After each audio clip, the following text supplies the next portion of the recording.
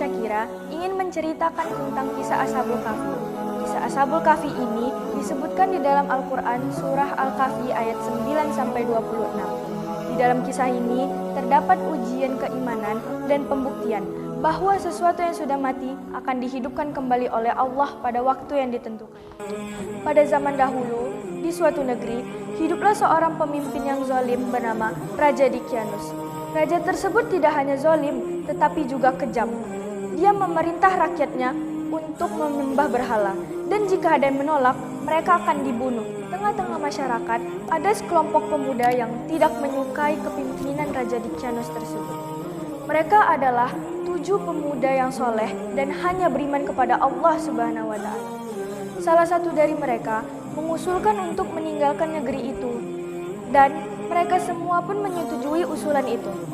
Mereka memutuskan untuk meninggalkan negeri itu keesokan harinya. Saat pagi harinya, mereka meninggalkan negeri itu dengan bersemangat, karena mereka yakin bahwa keputusan meninggalkan negeri tersebut adalah petunjuk dari Allah Subhanahu wa Ta'ala agar mereka selamat dari kezaliman sang raja. Setelah berjalan jauh, sampailah mereka di depan sebuah gua yang cukup besar dengan dinding yang tampak tua. Salah satu dari mereka masuk ke dalam gua untuk memeriksa apakah gua tersebut aman untuk mereka beristirahat.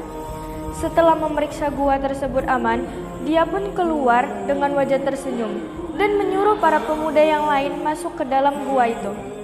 Ketujuh pemuda itu pun masuk dan berdoa kepada Allah agar diberikan keselamatan, sebagaimana yang disebutkan di dalam surah Al-Kahfi ayat ke-10. Selagi mereka beristirahat, Allah menunjukkan kuasa-Nya dengan membuat mereka tertidur selama 309 tahun. Tak terasa 309 tahun telah berlalu. Allah membangunkan ketujuh pemuda tersebut dengan tubuh yang utuh seperti mereka sebelum tertidur. Setelah bangun, mereka pun merasa lapar dan mereka memutuskan untuk pergi ke pasar. Saat keluar dari gua, mereka mulai merasakan hal aneh karena pakaian dan bangunannya terasa asing bagi mereka. Sesampainya di pasar, mereka membeli beberapa roti gandum dan anggur.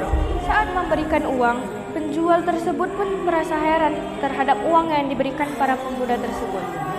Penjual pun melaporkan hal ini kepada sang raja. Sang raja pun menyuruh pengawalnya untuk menyusuri para pemuda itu. Sesampainya di gua, para pengawal melihat ketujuh pemuda tersebut telah meninggal dunia. Dan pengawal pun melaporkan hal ini kepada sang raja. Sang raja pun ingin melihat hal ini. Dan saat sampai di depan gua, mereka melihat seekor anjing besar telah meninggal dunia. Saat masuk, mereka pun melihat ketujuh pemuda tersebut telah meninggal dunia dengan wajah tersenyum. Sekian akhir dari kisah ini.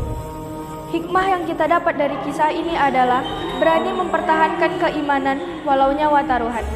Semoga dari kisah ini kita dapat mempertebal keimanan kita kepada Allah Subhanahu wa Ta'ala. Wassalamualaikum warahmatullahi wabarakatuh.